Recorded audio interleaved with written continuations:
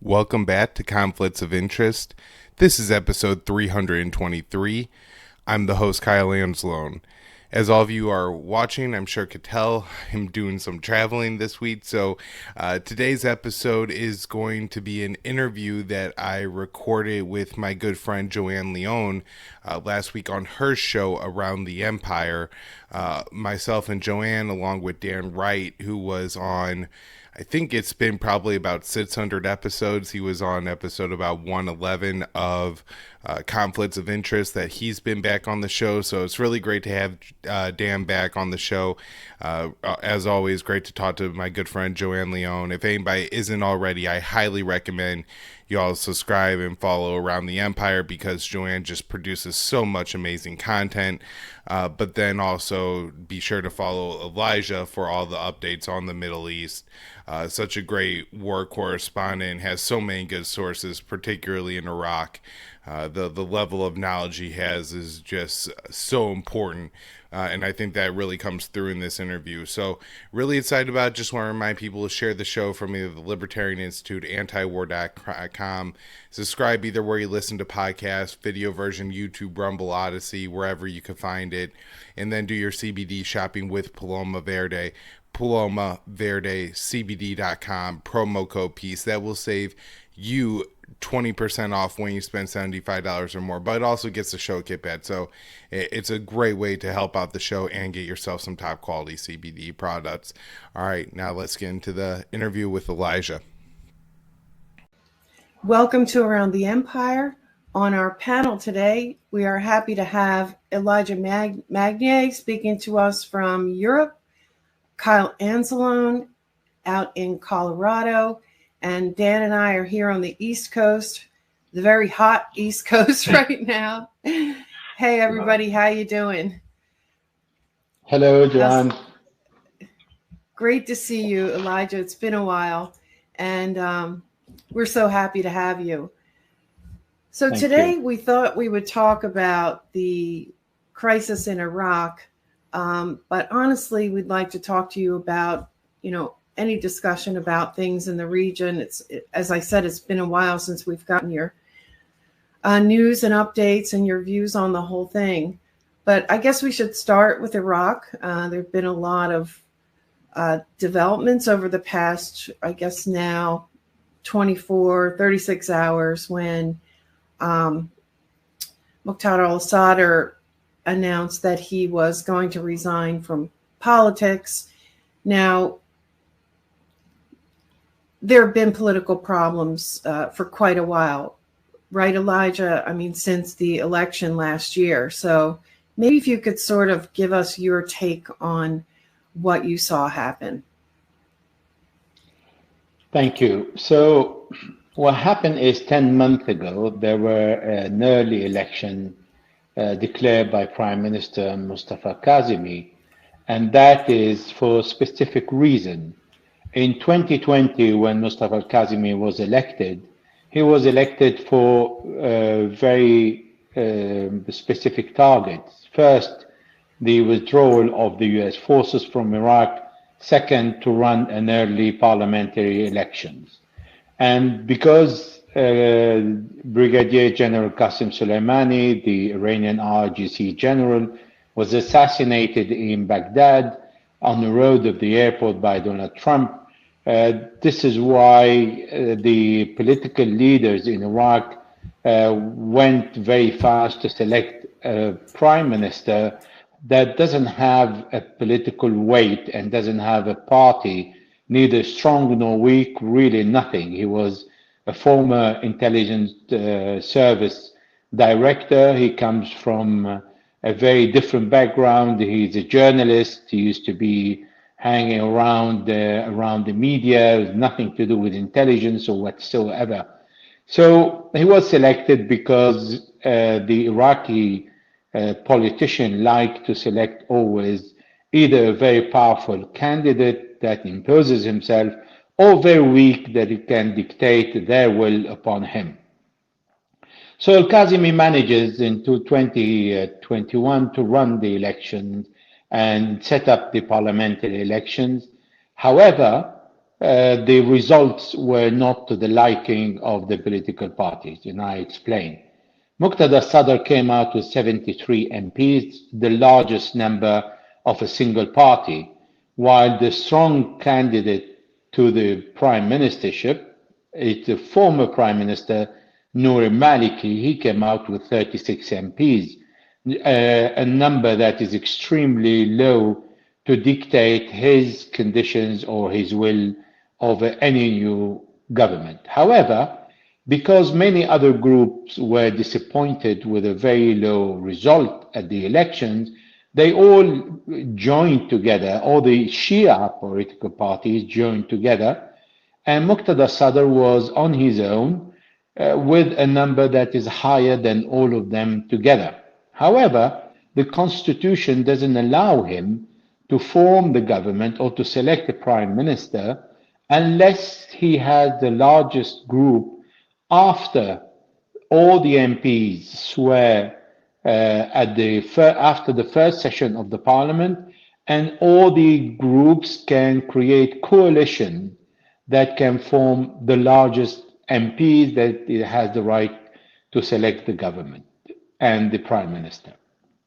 So what happened is Muqtada Sadr manages to create a very large, the largest MP gathering by aligning himself with two powerful Sunni groups and one of the Kurds powerful group in Kurdistan led by Masoud Barzani.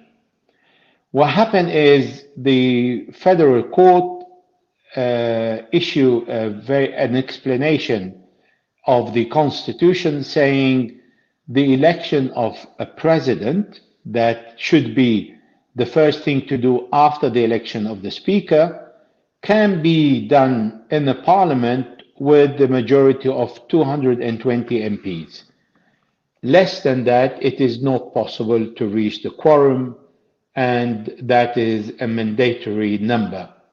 So Muqtada Sadr went to the parliament with 73 MPs with the coalition with the Sunni, two very powerful groups, that one has 38, another one has 17, and with Masoud Barzani with 36 MPs.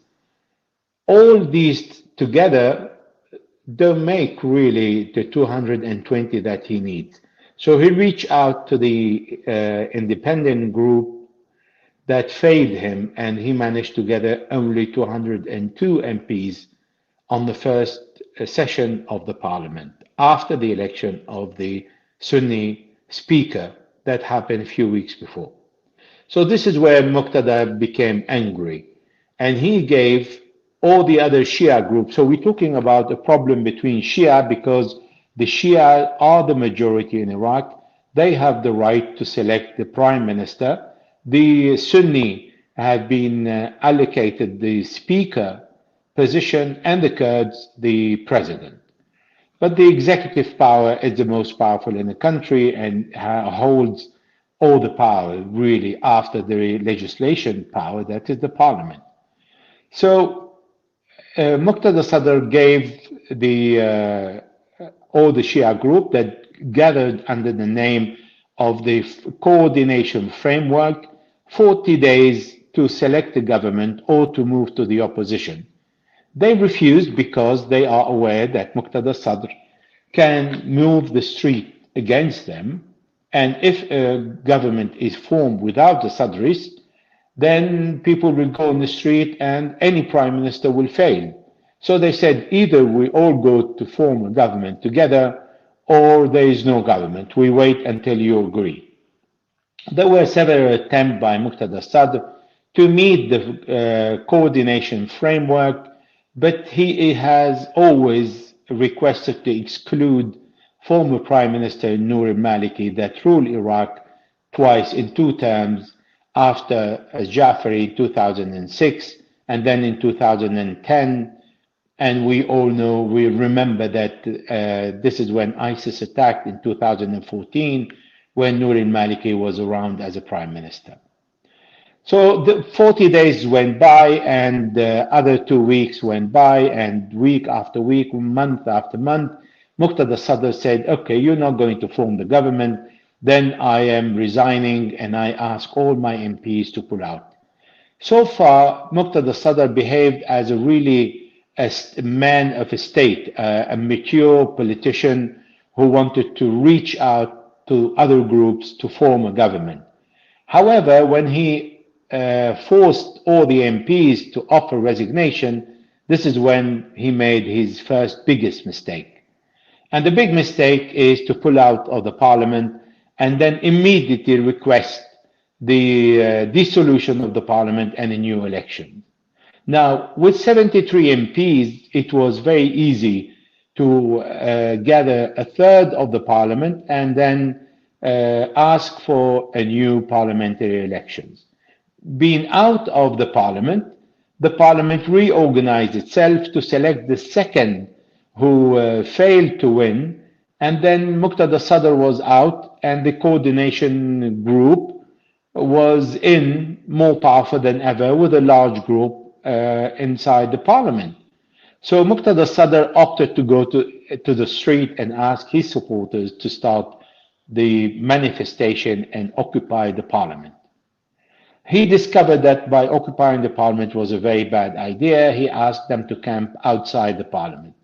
And then he started making one mistake after another, pushing the Sadrists in the street, who are very young, all of them, to go to the federal court and then to the Supreme Court and occupy the building.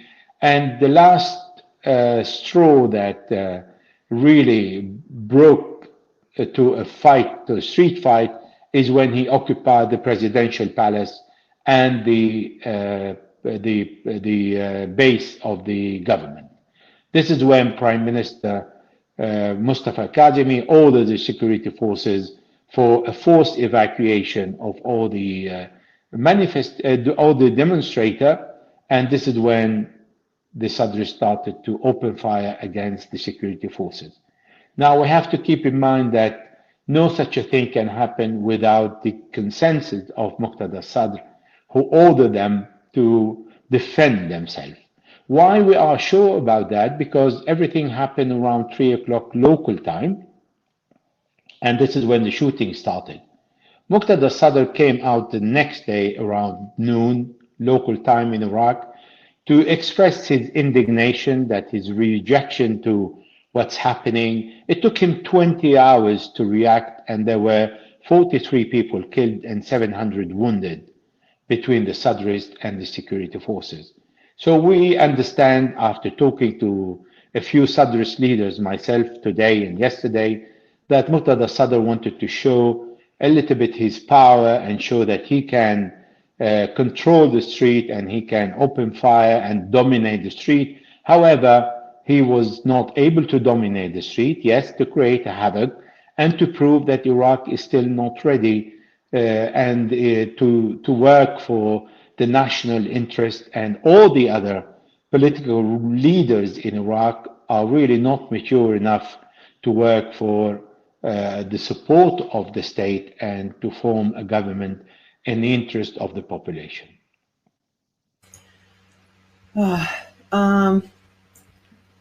Well, I guess I wasn't all that surprised that he retired from politics, because I've seen that happen before.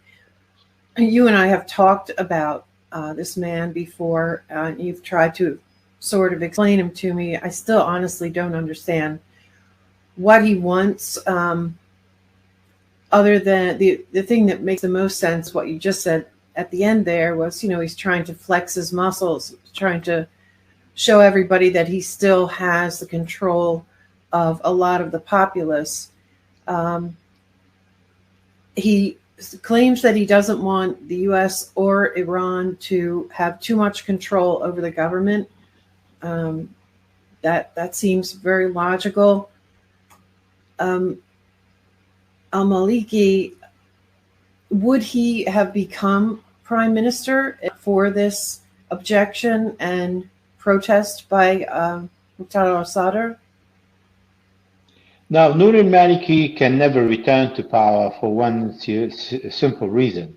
In 2014, when he gathered the largest number of MPs, the Grand Ayatollah Ali Sistani in Najaf sent a letter for the first time ever in his life on black and white, writing that al-Maliki should not return to power because al-Maliki was exclusive, turned out to be inadequate for ruling the country, and al-Maliki is really not the suitable person for Iraq, not only in my opinion, but I think in the opinion of many Iraqis, among politicians and the population. However, if we look at Muqtada Sadr and his request, Muqtada Sadr wants to rule Iraq, but he wants to rule it on his own. Moreover, he's claiming to fight corruption. Then we see him allying himself with Masoud Barzani, that is accused of corruption and of rejecting the request of the federal court to send the oil revenue to Baghdad. He's selling the oil since many years, and the income is in his pocket. And he's establishing relationship with Israel when Iraq declared Israel as an enemy. So he is selling the oil to Turkey without going through Baghdad and without sending the revenue to Baghdad, because the agreement, according to the constitution, that 17% of the oil revenue goes to him and the rest goes to the federal government. And the federal government hasn't received any of the oil revenue since many years. So by Muqtada Sadr saying, I want to fight corruption, and then he allies himself with people who are accused of corruption, it shows that this is really not his objective. Moreover, since 2006, Muqtada Sadr has been part of the government in Iraq. Until today, he has Sadrist ministers, he has more than 69 vice ministers, general director, ambassadors. He is in the heart of the institution.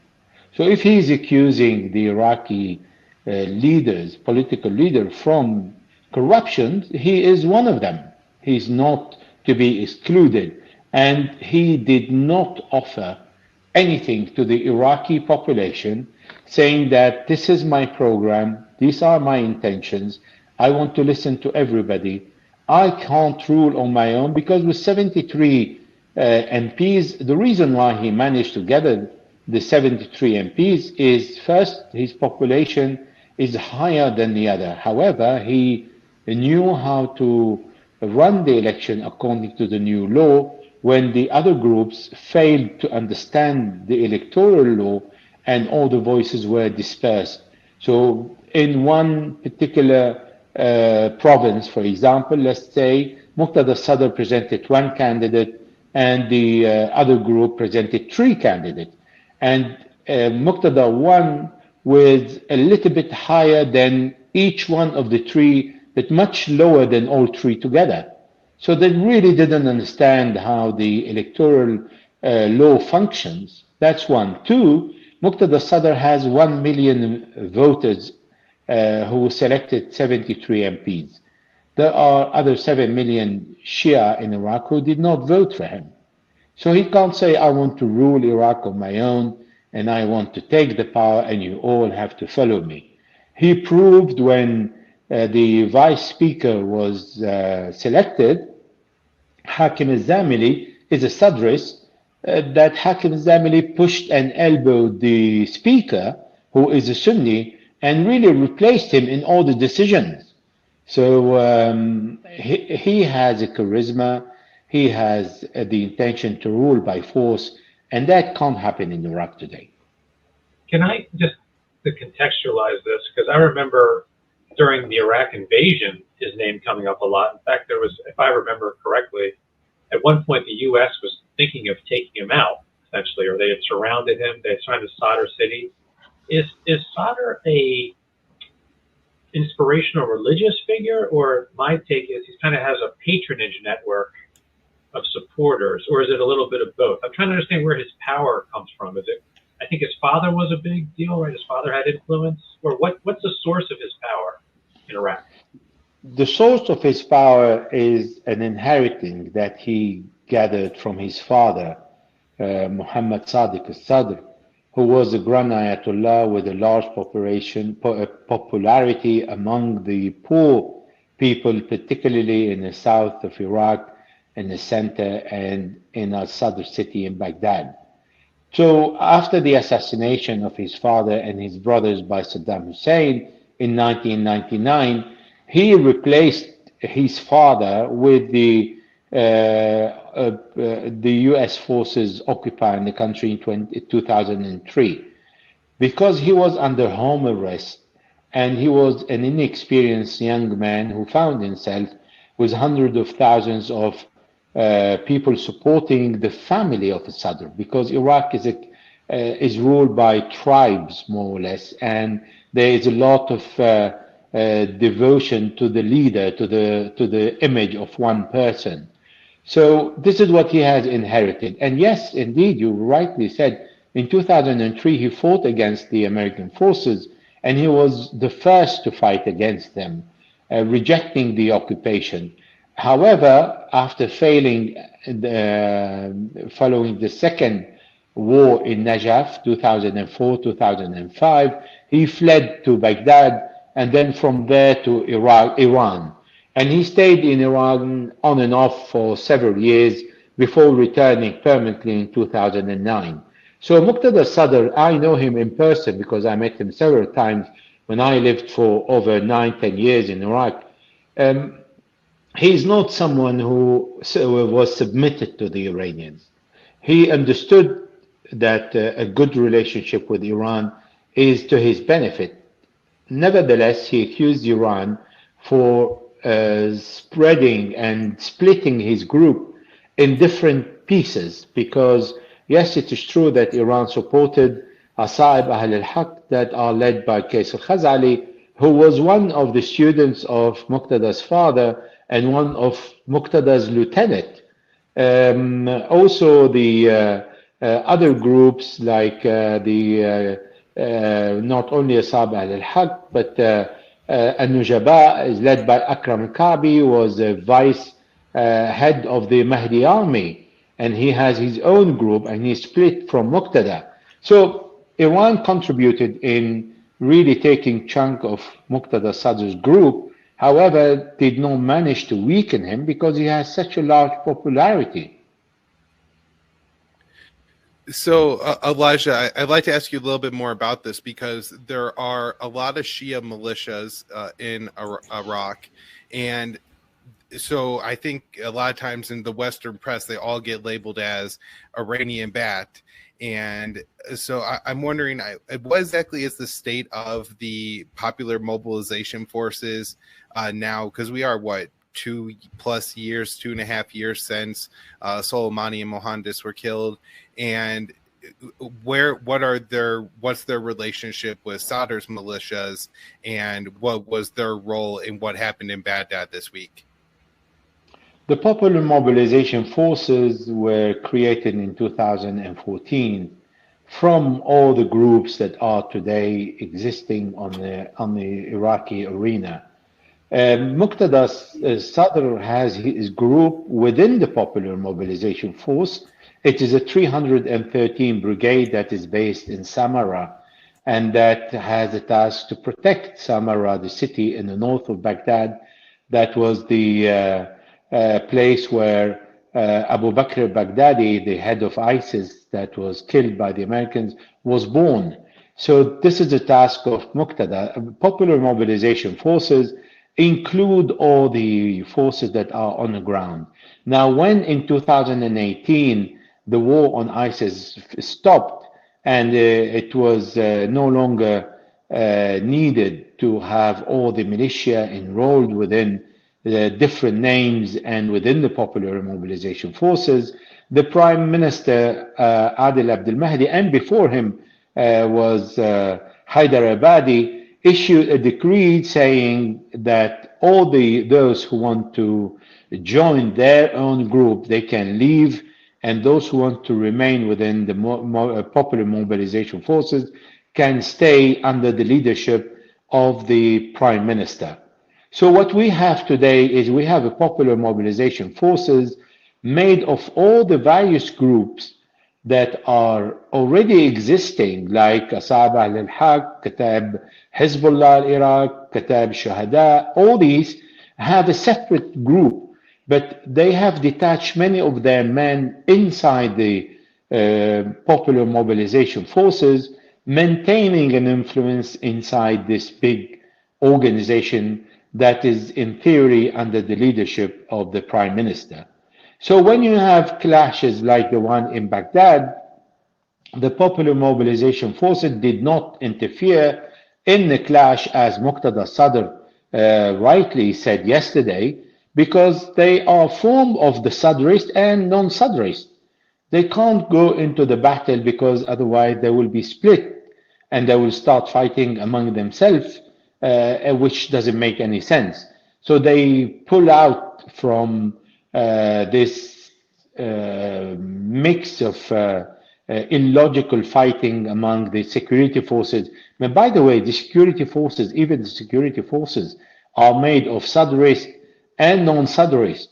So the whole of Iraq security forces is a bouquet of all the different groups. That's why it's very difficult to explain things to people, because you can't put a really one label on each force, because each force contains many hundreds of members of different groups that are also armed, but they are split from the popular mobilization forces, but they maintain a strong influence in the group. So Abu Mahdi Mohandes was the military leader, like the general chief of staff, but the political leader is still today existing. He is Faleh Fayyad, and there is another person who was the vice of Abu Mahdi Mohandes, who leads the popular mobilization forces, that have no political role, because that is according to the constitution. They are not allowed to be part of any political activity. Can I wait for what happened, at least how it was reported initially? I mean, there was a video that went around. The State Department, to be clear, has said this is not the case, that seemed to show helicopters evacuating the U.S. Embassy, and which led to a lot of people on social media and other sort of lamenting, wringing their hands, saying this is Afghanistan all over again. But in your assessment, how serious, given this, it seems to have calmed down after, I guess, Sadr told his forces to back off. How close was this actually to toppling the government, or even putting, I guess, U.S. forces in danger? It seems like they did get into the, quote, green zone. So in your assessment, how serious was what happened? The only embassy that was evacuated was the Dutch embassy, because it was in the heart of the fighting, and it was evacuated to the German embassy. The American embassy, it's a city itself, and it is almost impossible to break in. Secondly, there are the Golden Unit that are kind of anti-terrorist unit that protects the embassy from the outside. And after 2020, it was agreed by all the parties that nobody touches the embassy, not because it is the US embassy, because it is not allowed to attack any diplomatic mission. However, the presence of the US forces is not welcomed by many groups, because the parliament said they should leave, and the resolution was voted with 171 votes in favor of asking the government to negotiate a withdrawal. And then we have Prime Minister Mustafa al-Kazemi saying, I have negotiated and the Americans are leaving, but we have either Donald Trump and after him Joe Biden both saying we are not leaving. So this is the dilemma in Iraq, because there is a misunderstanding in Iraq by who can decide the withdrawal of the US forces. Now, the agreement for the presence of the US forces was signed by the government. At the time, it was Ibrahim al-Jafari, when ISIS occupied a third of the country. When Adel Abdel Mahdi took the request to the parliament following the assassination of Abu Mahdi Mohandes and Qasem Soleimani because he had resigned. So he doesn't have the power to ask the US forces from leaving the country because this is not a decision of a prime minister without full function. He needs to be fully appointed, and he was just ad interim waiting for another prime minister to be appointed. So he took the request to the parliament, and the parliament agreed and voted for the withdrawal of the US forces negotiated by the government. So it turned the ball to the government. And the government of Mustafa al-Kazemi went to negotiate the withdrawal of the US forces according to his own understanding. So when I was in Baghdad several months ago, I spoke to all the political leaders and head of MPs and ministers, and it seemed they found a way which is a bit pushing the Americans from the door and allowing them to re-enter from the window by saying, well, we don't want the Americans, but we accept NATO to be in the country. And I said, are you serious? Well, NATO is America, is commanded by the Americans, and the orders come from the Americans, and it's led by an American general. He said, well, it sounds different from saying the United States forces will stay in the country. I said, happy you, then it's fine. So nobody wants the Americans to leave for one single reason that was expressed by Donald Trump before his departure. He said clearly, you will never get the money, the oil, the money of the oil, because all the money that when Iraq sells the oil, all the money goes to the Bank of New York before reaching the Iraqi government. So because Iraq is under the Article 6 of the United Nations, it doesn't have the full power over the amount of money they receive from selling the oil. So Donald Trump said, you will not receive your money. And I want $9 billion for the construction of the airport that I have constructed for my forces, like in the base of Ain al-Assad and the Taji and other places. So he basically was blackmailing the Iraqis and saying, you ask me to leave, then you will starve.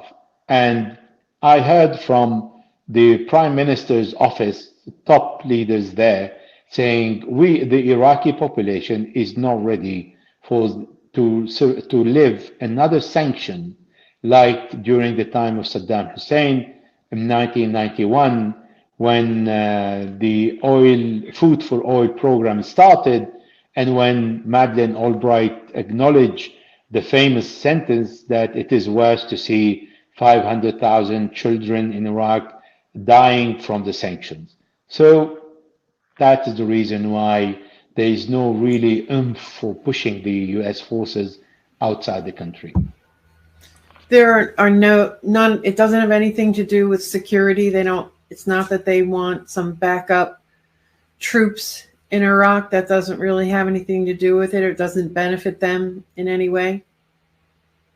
Just curious. No, because if we see what the Americans did several times, they've attacked the Iraqi forces, the regular forces on the borders between Iraq and Syria, who were there monitoring and attacking ISIS and preventing ISIS from crossing. We don't have American forces.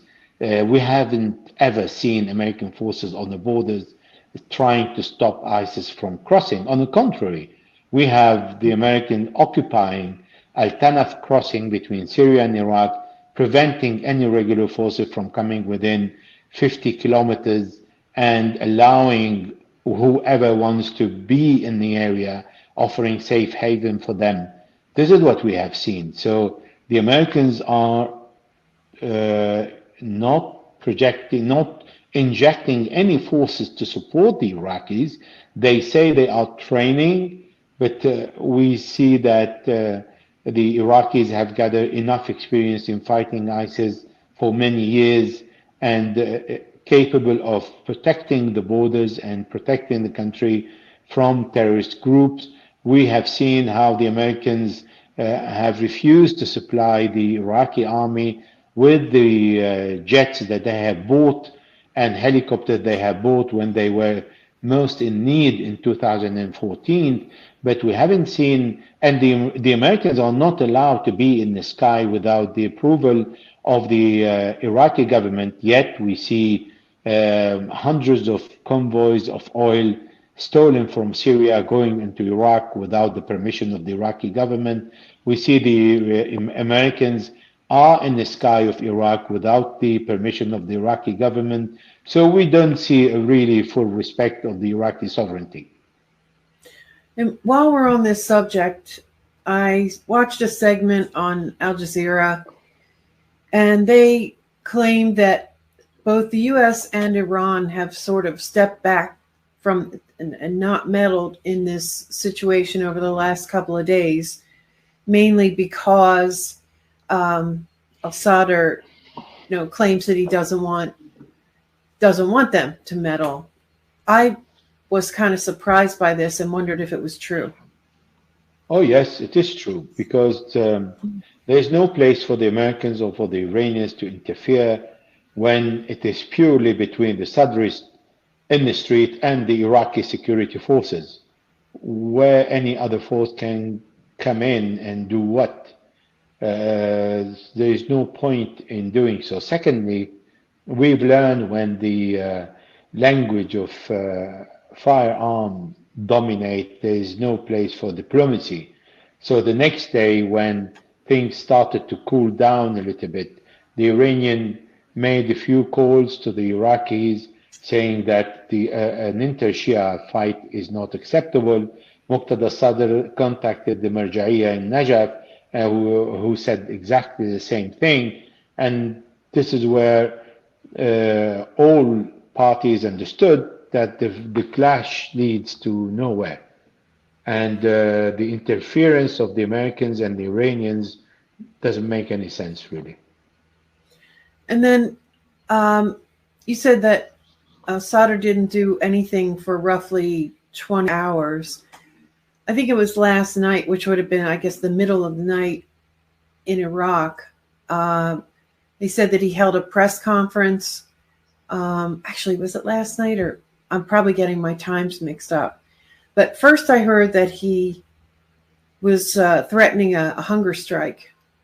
And then I guess it was last night he did a press conference where he basically ordered all of his followers to stop the protesting and exit the area within 60 minutes, or he would disown them. That's what I saw on the news. And, as you know, Elijah, we don't trust our mainstream news all that much. So that's why I'm asking to verify with you.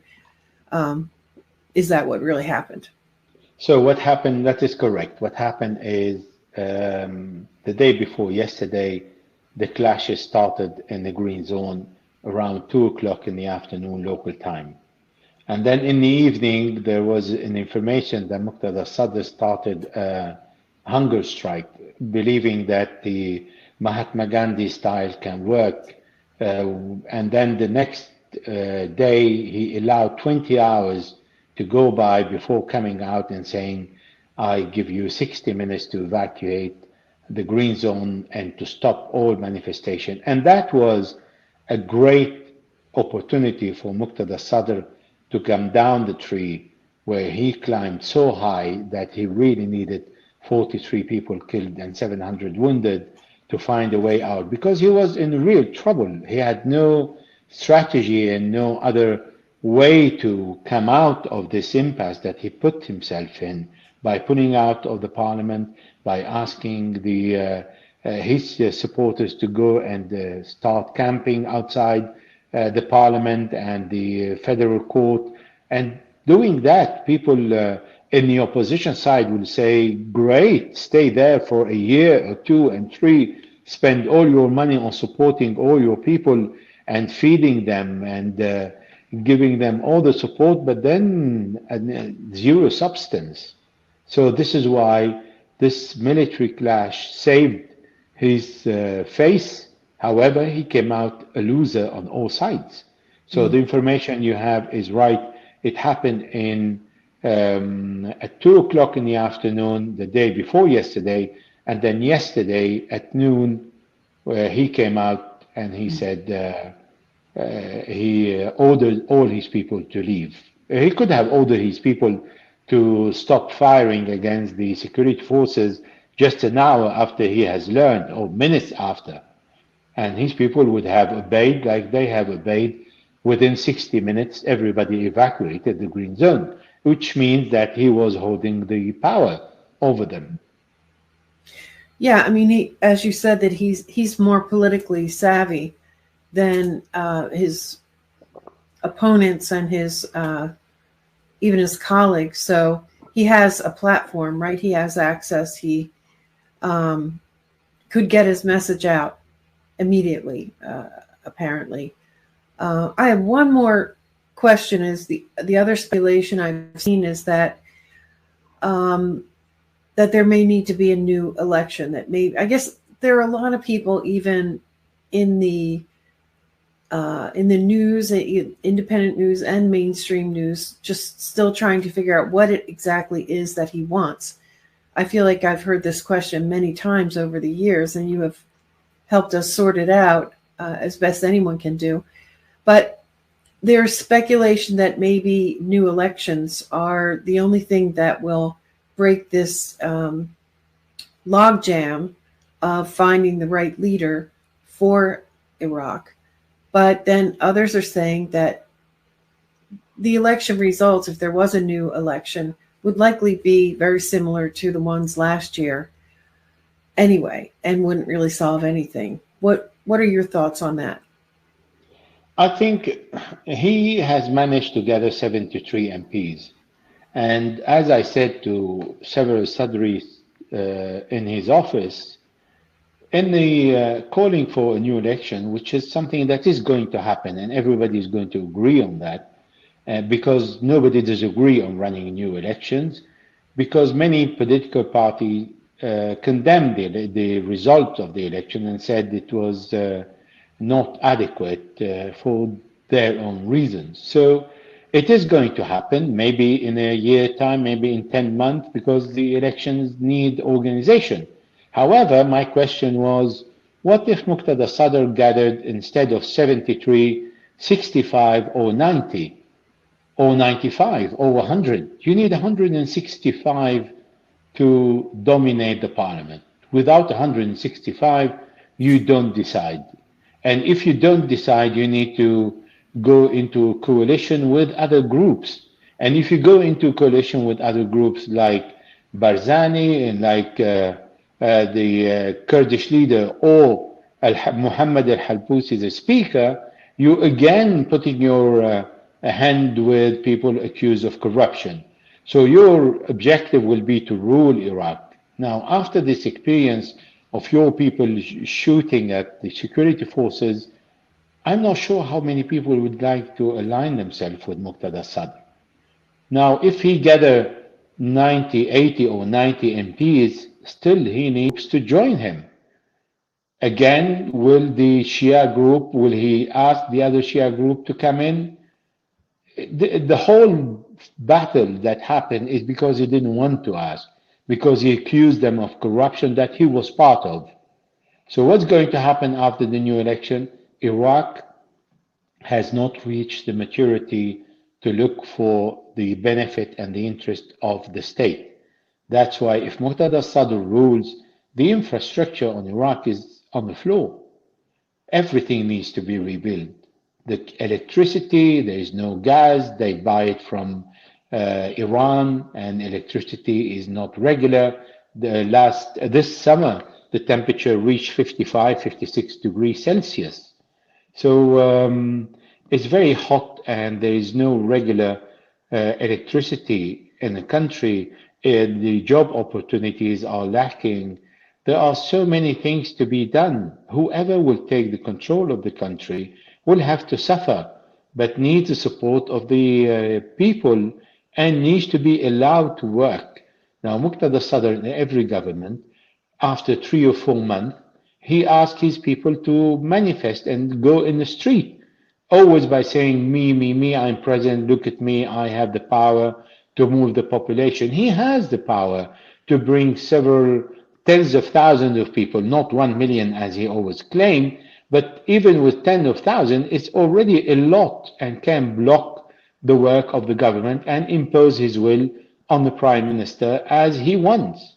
So the time has not come yet for Iraq to be ruled according to the book.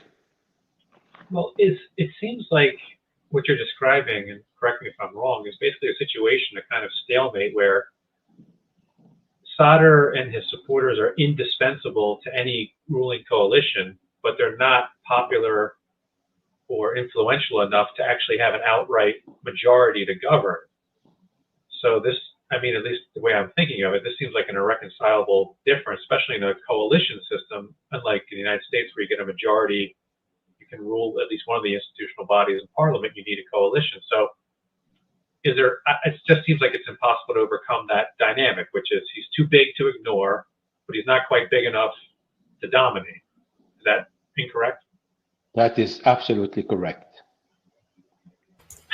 So it seems like we're going to have some struggles going forward then. If it's it's hard to imagine a way out of that dynamic.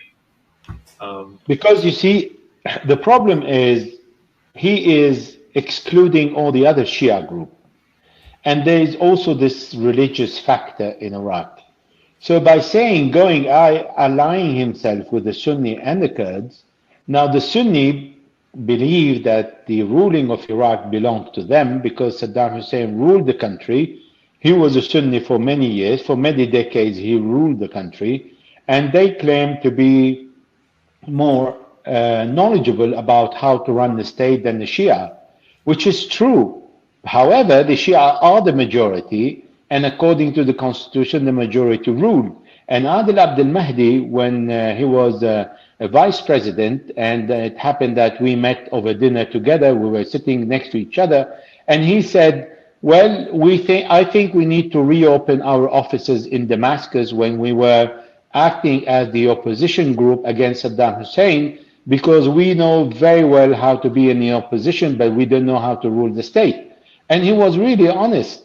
And then you have the Kurds who believe that the Iraq is a spoil of war, and they can take anything because they want to be independent, yet they need the revenue to pay the salary of the Peshmerga and the employee of the government and the various institutions.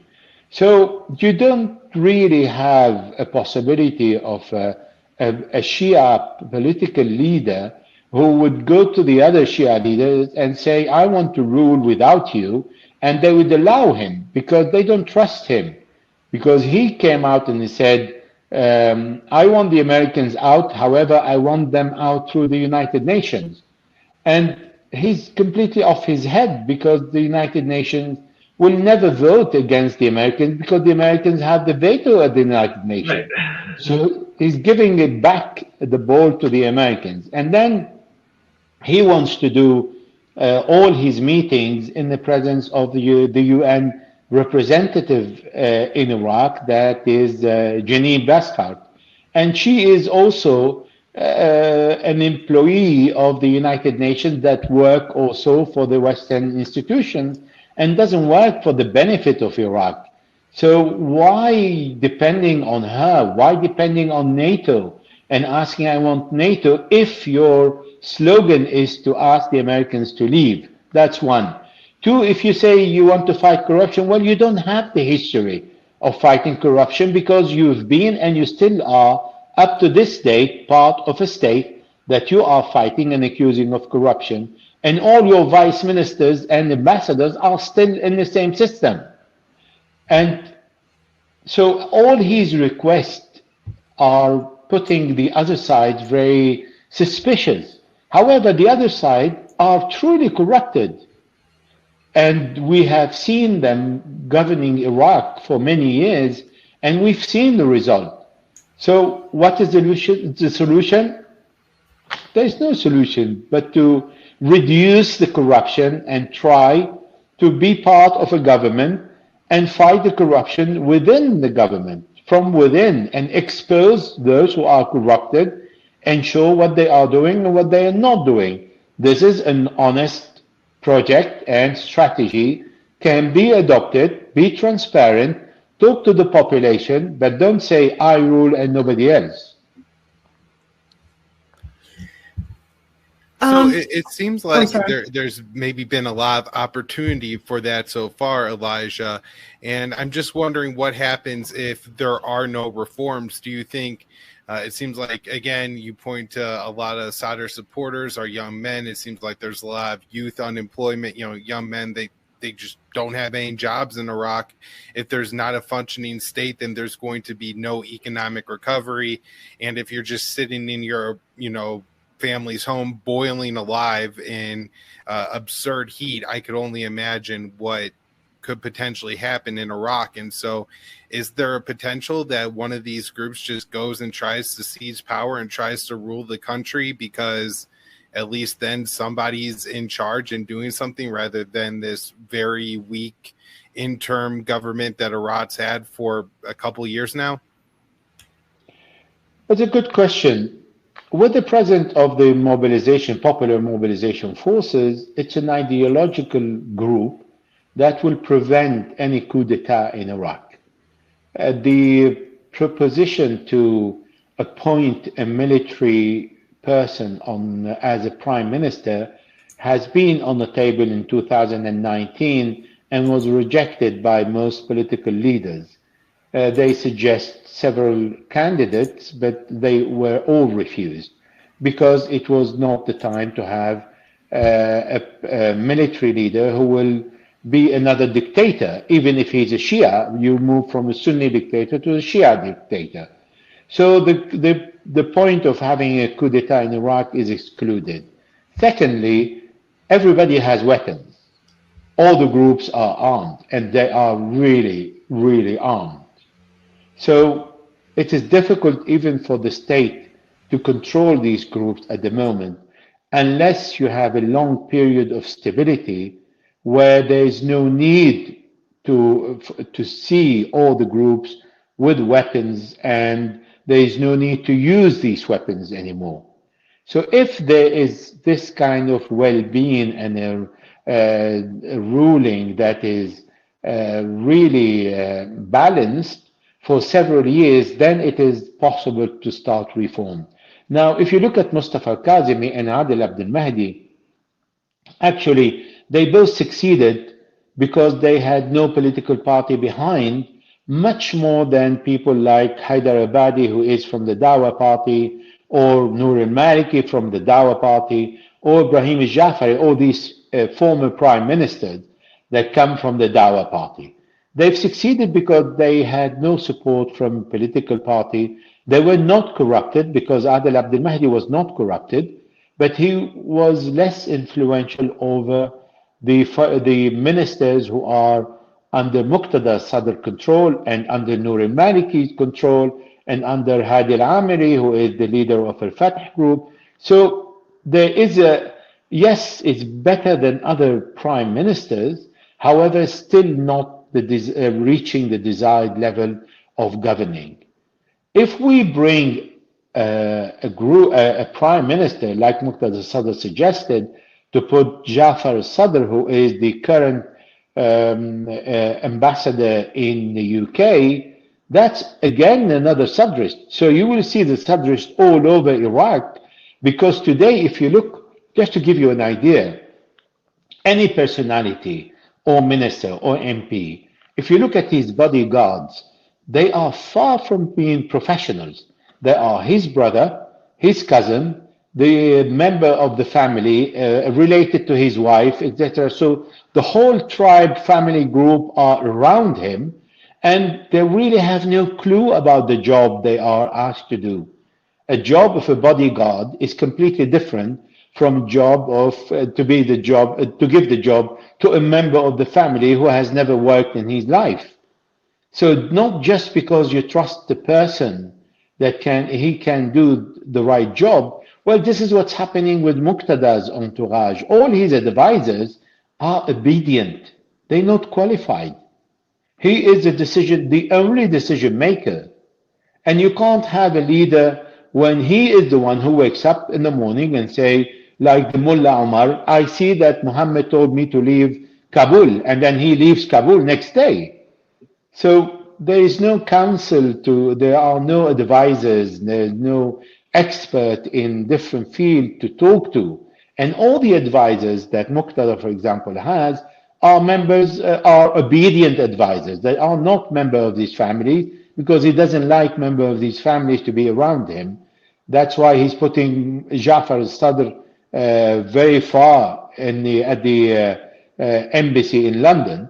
But if you look at the others, Noor al-Maliki had his son who was buying wheat and sugar and oil to the state. So this is the mentality. So this looks a lot to me, and maybe it's because we're from New Jersey, but we have the old style political machines here where it's what you call nepotism, right? Where he's a buddy, he's my brother-in-law. That seems to be, like I said, when I thought of Sadr, that's what I thought, a kind of political boss who was running a patronage network, right? Loyalty to me, and I give you favors. Is that the underlying cause of some of the corruption throughout Iraq, that it's all, instead of people with merit or qualifications, everyone's getting their job within the government based on who they know and who their family members are? And is that why they don't have any experts to turn on the electricity, for instance? Is that a wide problem within the country? That's one aspect. The other aspect is each person support his party. So this is why when I said with the case of Adel Abdel Mahdi and Mustafa al-Kazemi, they both succeeded more than others because they didn't have a party. They were selected because they were without the political support behind them. While when we see Muqtada Sadr, he has a very large group behind him. So he needs to feed these people. He needs to give job to his people. He needs to keep the flow of income coming. If you look at Noor al-Maliki, it's exactly the same. He needs to support the group. He needs to support the Dawah party because he needs to prepare for the following elections where his party needs to be wealthy enough and within where the most powerful position of the institution to be able to respond to any favors or any request the Dawah party needs. This is how things work in Iraq today. Is there a lack of professional class? I guess let's go back to the invasion. When one of the things Paul Bremer, who was, I guess, the American viceroy or something of Iraq, did something called de-Baathification, which he said he was modeling on the post-German denazification program. But what some critics at the time, and this seems to be borne out by what you're saying, was saying is that basically they were purging the entire professional class of Iraq because everybody had been trained and risen under the Ba'ath Party dominance.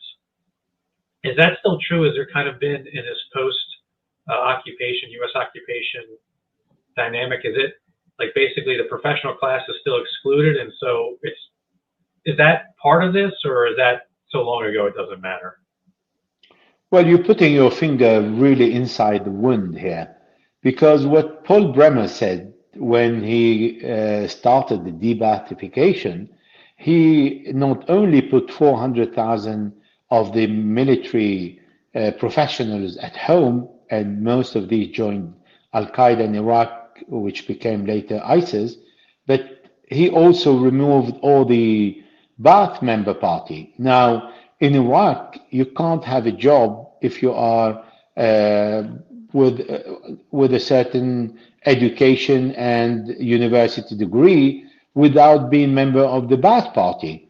So if all these people are at home and hunted down because they were member of the Ba'ath party, then what is remaining are people who belong to this tribe and his clan and this family. And this is how Iraq was built on the wrong basis since 2003, where the US forces heavily contributed in the destabilization of Iraq. And I think the Americans didn't do that out of a purpose and a strategy, but for their ignorance of how to handle Iraq, because they really didn't know. I mean, if you take Paul Bremer's book and you read it, and you see in one chapter, I was just shocked, falling off my chair when I read that George Bush, Colin Powell, Condoleezza Rice, everybody was in a meeting, in a video conference, and they talking to Paul Bremer and said, we have decided that this is what we are going to do today, and this is the policy that you're going to follow. What do you think? And Paul Bremer said, Mr. President, I don't agree because this and that. And George Bush said, go for it. My God. One person who is key instructor without any experience, landing in Iraq, telling you, this is what I think, and then with all your staff and the administration, you tell him this is what we think, and he contradicts you, and you tell him go for it, you both have no clue what you're talking about. Yeah. Shooting from the hip. That was George W. Shooting from the hip. My God. We're going to need to wrap up pretty soon, but I was hoping that we could talk about the JCPOA for a little bit. Kyle, I wonder if you want to take over here. You've done a lot of reporting and a lot of podcasts on this, and Elijah has a pretty new article on this as well. You want to spend a few minutes talking about this just to kind of keep everybody up on what's happening with it? I mean, I would just like to hear Elijah's take on it, because I feel like at this point the reporting on it is somewhat all over the place, where a couple of days are, you'll get a report from Al Jazeera saying a return to the deal is imminent, and then the U.S. and Iran are still going back and forth on several details going on with the Iran deal. So I felt like Elijah was probably pretty close to what's actually going on here, but there's just so many statements being made by so many officials on different levels. It does seem that Iran has really dropped the IRGC demand, but they are holding on to the demand that the IAEA close its investigations into Iran's nuclear facility. So go ahead, Elijah. So let me explain the IRGC demand. Actually, Iran did not drop the IRGC demand and never said the IRGC or nothing. What happened is the debate between the current administration and the Iranians is that the Iranians consider that all the sanctions imposed by Donald Trump and all the sanctions imposed after 2015 should be removed. Now, Donald Trump included the IRGC and all its civilian institutions within the sanctions. And there are around 3,500 sanctions imposed on Iran. So the Iranians said, you remove all the sanctions as the deal was signed in 2015.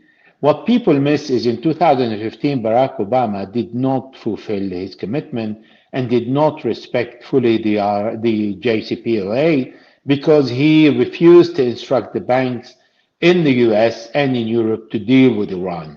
That was the main point. He did not return all the Iranian money. There are still $110 billion in several banks in different countries, frozen by these countries, and these were not returned to Iran.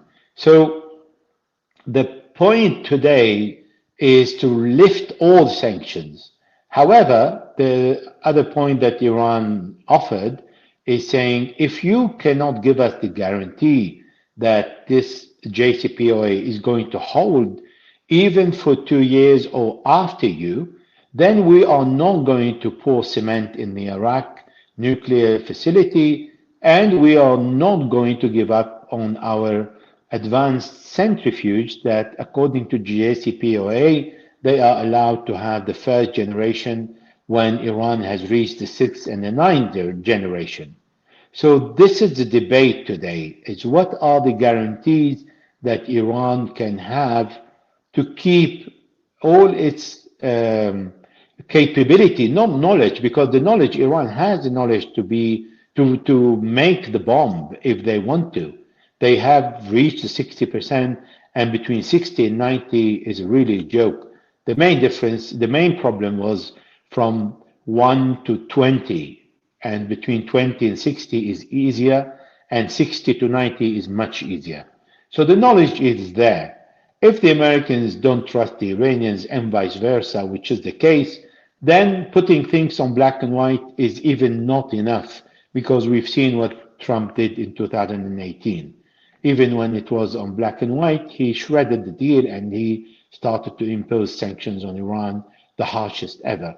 So the Iranians are not dropping really the IRGC request. They're saying you lift all the sanctions. However, if you think, this is how they speak to the to the Americans via the European, if you think that you want to keep the IRGC Quds Brigade on a list of terrorism because of its activity in the Middle East, you can keep it. That is not a problem, and we are not going to insist on it, because this is not going to change anything from the Iranian influence that is already established in Gaza, Lebanon, Syria, Iraq, and Yemen. Therefore, this is not going to be an obstacle. However, now the Americans are rising again the issue of the 3 sites that Barack Obama dropped in 2015. And that is related to the information that is coming from Israel.